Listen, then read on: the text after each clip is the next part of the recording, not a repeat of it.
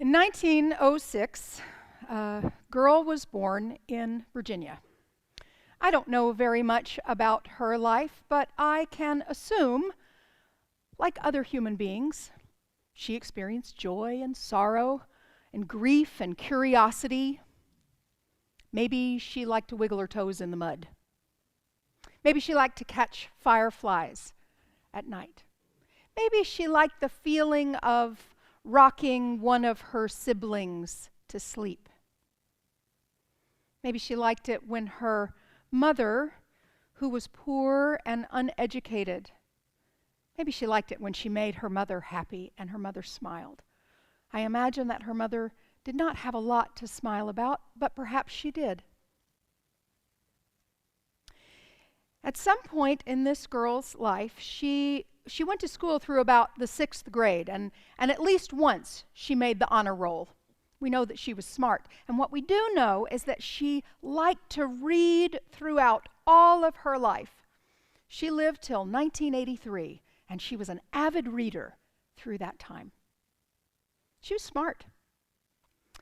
At some point in her youth, she was adopted to a family in the local town. Now, in those days, there were often adoptions like this, and the child or youth who was adopted was used as a servant or a working person in the home. This was a white girl. And so she went to live with another family. At some point, her adoptive mother, was away because she had some kind of illness. And during that time, the girl got pregnant.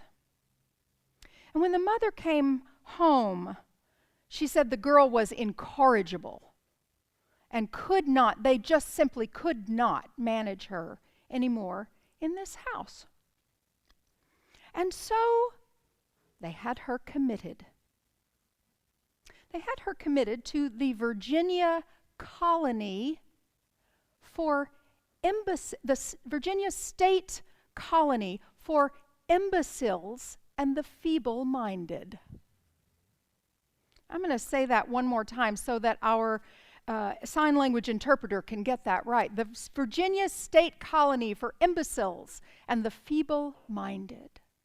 This smart girl, she had given birth, and the family, I think, raised the child. Come to find out, she wasn't incorrigible or feeble-minded at all. She had been raped. It was the nephew of the adoptive mother who had raped her while the mother was away. And the family was trying to contain the shame, trying to contain the story. This young woman was Carrie Buck. Perhaps you've heard her name, Carrie Buck. The director of the institution in 1926 or so wanted to create a statute. He wanted to test the current eugenics laws of the day. There was a patchwork of eugenics laws around the country that were working to make sure that only good stock would have children. Only good, upright people of good pedigree would have children, that we would have a better stock. And that meant, by definition, a better racial stock. So, Carrie Buck's mother was poor, and they said that she was given to prostitution and immorality. Her poor mother. And Carrie now has had an illegitimate child. And she's given birth to, apparently, a feeble-minded child. So said the Red Cross worker who tested Carrie's baby at age 7 months. And so there's a case that begins to work its way through the courts, and it gets to the Supreme Court. Buck v. Bell. Bell was the director of the institution. It so happened that the person who was the attorney for Carrie Buck sat on the board of directors for the institution. And here's why it might matter to us. The case was upheld that Carrie Buck could be compulsorily sterilized. She was given, against her will, at age 18, a tubal ligation so that she might never have children again. Why does it matter to us? Well, the Chief Justice on the Supreme Court in that day was William Howard Taft. Had been the President of the United States and then became the Chief Justice of the Supreme Court. He was a Unitarian. One of the Associate Justices was Oliver Wendell Holmes, also a Unitarian. 2 Unitarians on the Supreme Court. Oh man, those were the days.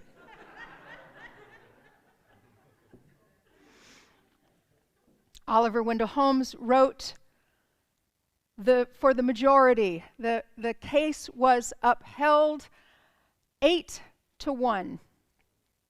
He wrote for the majority, 3 generations of imbeciles are enough.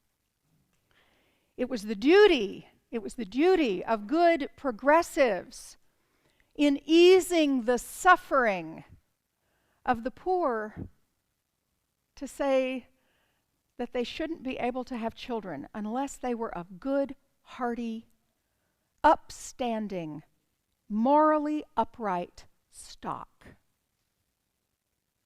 It's chilling, isn't it? It's absolutely chilling. And why does it matter here in this room? Because in this room are the memories of progressive liberals in the early part of this century who were proponents of eugenics, including our beloved John Dietrich. He didn't preach in this room, but his sermons echo here, and we lift him up as a great man who helped to make this congregation what it was. But here's what's important, that we know the whole story.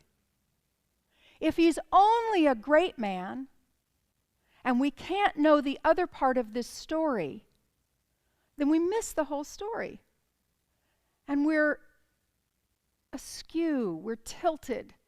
To know our story, to be able to name it and claim it, is to be able to work with it and move forward and say, as Maya Angelou taught us, when we know better, we do better. So, how did we begin to know better? Well, with the rise of Hitler and Nazism, we began to know better. California was a great state for eugenics laws.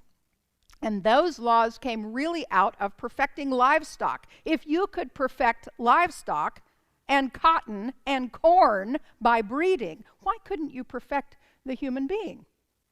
Right? Makes all the sense in the world. It's science. It was the best science of the day. It was the best in human thought. Right? And so if you could do that, so California was a great place for eugenics laws. Well, it was the California laws that eventually were upheld by the Supreme Court that were used by Hitler and Mengele and the Nazis to create their final solution and their work around eugenics in Germany. Well, as Americans began to see how horrible that was, progressives got word that it was being used in such a way, and no, that's not what we're for. Nope, we don't have anything to do with that. Nope, nada. We didn't like eugenics. Nope.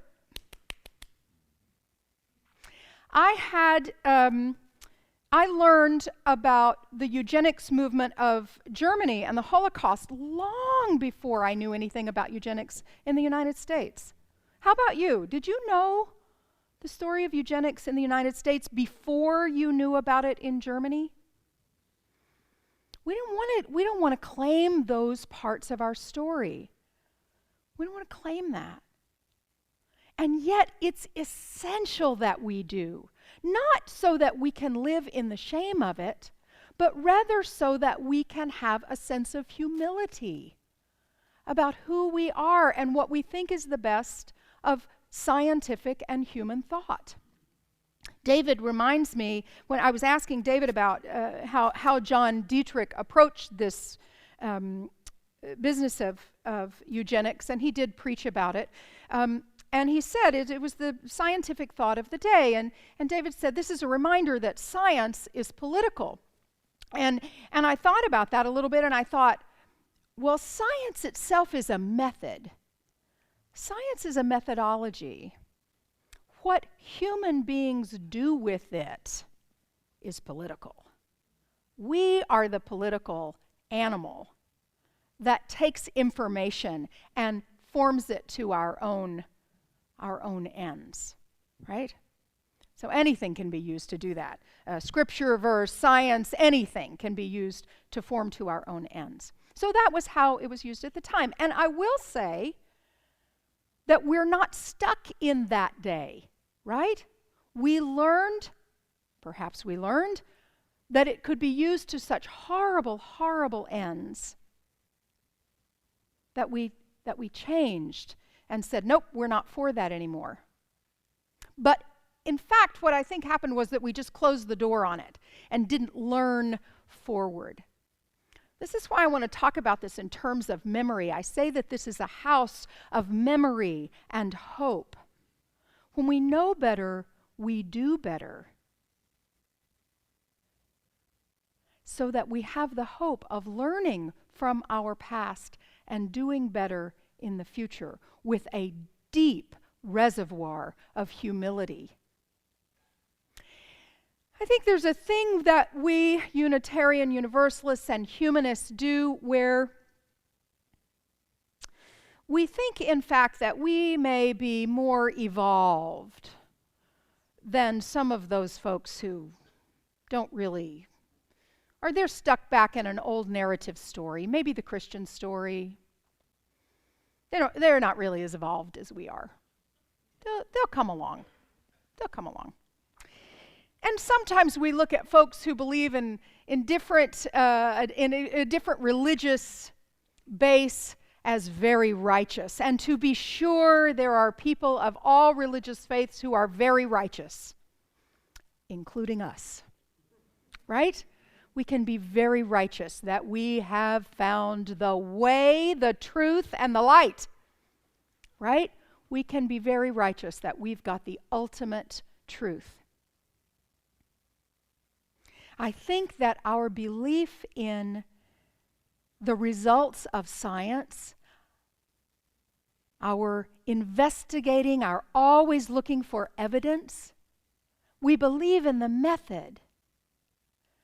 And it's useful for us to say that the results of science are what we know today, as far as we know. As far as we know. So, I'm trying to think of Oliver Wendell Holmes and what he said about his arrogance in his patriarchy, in his white supremacy and his patriarchy. Thinking that that to be a justice on the Supreme Court, all male in those days for many generations until we had Sandra Day O'Connor, to be that white man sitting on the Supreme Court, that was the perfectibility of the human animal, right? To be there. Well, I think we're working on knocking the patriarchy out of our sense of who we are. We're pretty, in terms of our democracy, we're pretty equalitarian in terms of gender balance. Here, our kids are way ahead of us in terms of gender balance. We're working on it around the echoes and the structures of white supremacy that still exist here. This is part of our work of decentering whiteness. We're trying to find where we can't even see it. because it's the air that we swim in. Oliver Wendell Holmes didn't know that he was a patriarchal white supremacist. God love him, he didn't know. So we can say, oh, well, that was just how it was in those days. He was a man of his time. Thomas Jefferson, oh, brilliant man. We want to claim him as a Unitarian. He never signed the book in a Unitarian church. There wasn't one yet, but we want to claim him. Right? We love Thomas Jefferson. Oh, the beauty of the language in the Declaration of Independence. I started to say the Statue of Liberty, the lady at the harbor. The beauty of the language, the ideals that he lifted up, but not on his own property. Not on his own property. So does that mean that we can't revere Thomas Jefferson at all? He was a man of his time. That was just how it was. Can't we hold both of those things? Can't we hold the ambiguity? What about Martin Luther King? Oh, the great, great prophet. The great prophet who called us to our better selves, who would have been a Unitarian, but knew, and Coretta Scott King said this, Martin and I knew that we could never lead the movement out of the Unitarian church. Now, what does that say? Right? And yet we know something about his transgressions, his breaking his vows of marriage, the way he used women who were in the movement. Not a saint, a prophet, but not a saint. Does that mean we can't love anything about him? Does that mean we have to put it all aside? Can't we hold that ambiguity? Can't we hold memory, as imperfect as it is, and hope at the same time? At the top of your order of service is the quote from Clarissa Pinkola Estes. Stories are medicine. Stories are medicine. And what she means by medicine is in the usage that is contemporary to indigenous peoples, that which is healing. Bad medicine is that which is diminishing or oppressive. Good medicine is that which is healing. And Clarissa Pinkola Estes teaches us to know the story. To know the story. And how do we tell the story? So there's the received story. There's the story that we are given about how we're number one, about how we can be proud of who we are. We claim Thomas Jefferson and William Howard Taft and Oliver Wendell Holmes, right? And Clara Euland. I'm going to talk about Clara Euland in a minute. We can claim these great towering people. We can claim Martin Luther King. We have a kinship, right? The received story. How does the received story differ from the story that moves us forward? I want to think about in my own life, my received, the story that I tell in my head, and how I might change that to help move me forward. Give you a tiny example. I have a brand new little tiny fledgling art practice. It's just little. The story is I can't draw. That's my story. Nobody ever told me I couldn't draw. I told my mom this week, Mom and Dad. When I was young, my brother had art lessons. He was the one who went to art lessons. I went to dance lessons. I went to ballet, and I went to flute, and I went to performance lessons. Surprise. It wasn't that I ever wanted to go to art lessons. That wasn't the thing, but that was what my brother did, right? And he was really good. He could draw.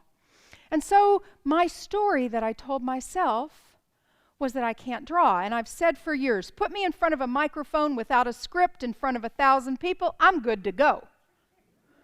put me in front of a blank sheet of paper with a box of crayons and I freeze up. That's my story. And I've cultivated that story, actually. And I get a little laugh out of it, you see? So I cultivate that story. That's kind of funny. Well, I'm challenging that story just in the littlest way. I've decided that I want more play in my life. And so I've got this tiny little fledgling art practice that lets me play. And guess what? I can draw in a way that pleases me. I'm never going to be like Sylvia Rudolph out in the gallery, these beautiful drawings we have. I can't do that. I don't want to do that. But I can draw a little bit. And that story moves me forward.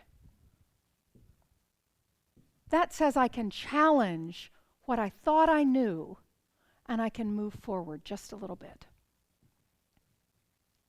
So let me say a word about the women's movement, the women's suffrage movement, how it ties into First Unitarian Society.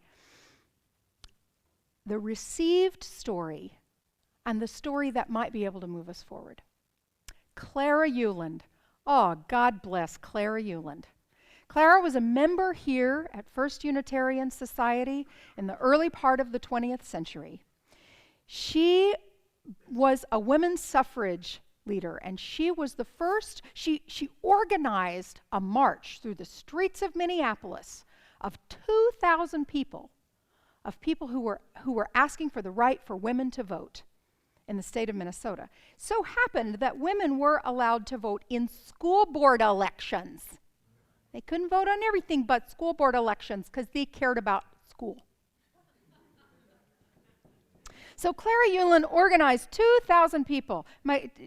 Jenna, raise your hand if I'm not getting this history right. I'm looking to you because you may know more than I do about it. But 2,000 people, and so that made her, she became the president of the Minnesota Women's Suffrage Association. That was the Minnesota chapter of the North American Women's Suffrage Association. Man, I think about the suffrage movement a lot because it was 72 years from the time of the Seneca Falls Convention until the time women actually received the right to vote. Right? Amazing. 72 years. When you are discouraged about social justice movements, think about the women's suffrage movement. That's the received story. But the decision was made fairly early on to marginalize African American women in the suffrage movement because it would be easier to fight the patriarchy but not the white supremacy. Do you see it? It's easier to fight the patriarchy than the white supremacy. And so African American women were doubly oppressed, not only by their gender, by their sex, but by their ethnicity, by the color of their skin.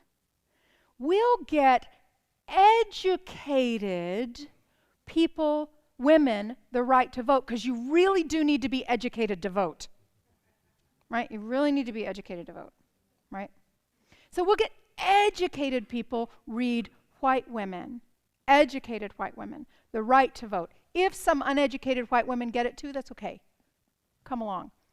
But literally, African American women had to march at the back of the line. Ain't that something? So Clara Euland was a member of this congregation, right? She was the president of the Minnesota Women's Suffrage Association, and she did amazing work. And the Minnesota Women's Suffrage Association became the League of Women Voters in Minnesota. And she was the president of that. And they do great. How many of you have done events that were sponsored by the League of Women Voters? Right, many. We love the work they did. We can hold that up. But let us also know the received story and bring it along into a story that can move us forward. What do we owe? What do we owe to our past and to our future? Well, I think with Naomi Shihab-Nye, we think of the people who have planted trees. Who has planted the trees that grew up into us here? And what needs pruning? Trees need pruning. We owe a deep reservoir of humility to our past and to our future. We owe owning our whole story. We owe knowing better and doing better.